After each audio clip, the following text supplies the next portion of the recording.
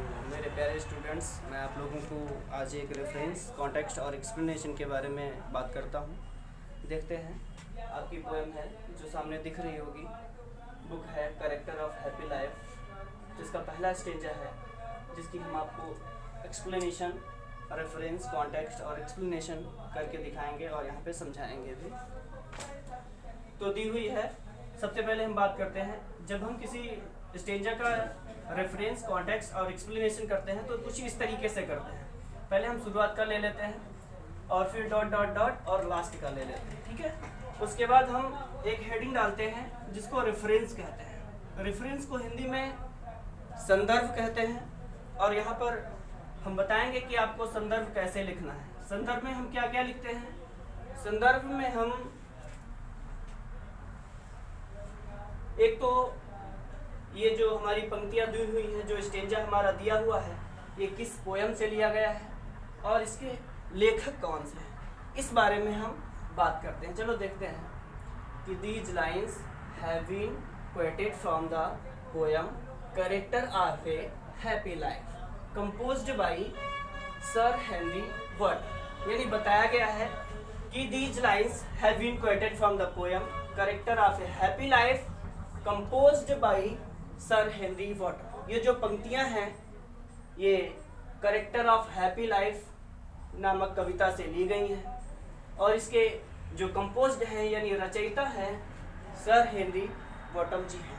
अब आ जाता है कॉन्टेक्स्ट। दूसरी हेडिंग होती है कॉन्टेक्स्ट। कॉन्टेक्स्ट को हम हिंदी में प्रसंग कहते हैं और प्रसंग में क्या लिखा जाता है हम आपको बताते हैं कि प्रसंग में हम वो चीज लिखते हैं कि इस स्टेंजा के बारे में कवि ने क्या कहा है, वो चीज हम प्रसंग में अपने लिखते हैं। बता रहे हैं हम आपको कि in the present stanza the poet tells us about the secret of a Happy life. यानी जो स्टेंजा हमारा दिया हुआ है इसमें कवि हमें बताता है secret of a Happy life, एक खुशहाल पूर्वक जीवन के बारे में रहस्य।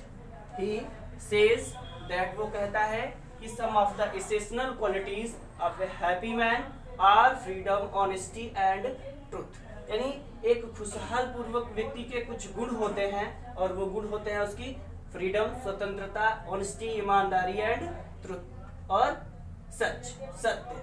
यहाँ पर एक्सप्लेनेशन का मतलब होता है व्याख्या करना। यहाँ पर व्याख्या दी गई है आपको जो दिख रही होगी। यहाँ पर हम आपको हिंदी में समझाएंगे कि क्या बताया गया है।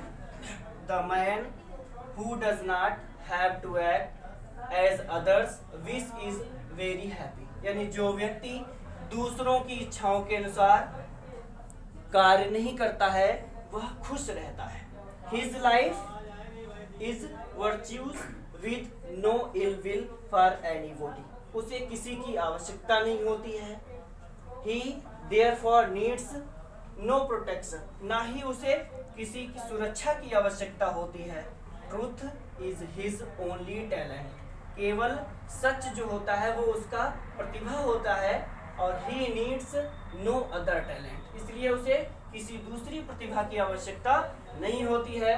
This is the gift of God, ये ईश्वर के द्वारा उपहार होता है which helps him to lead a happy and honorable life, जो उसे एक खुशहाल पूर्वक और सम्मानजनक जीवन जीने के लिए अग्रसर करता है।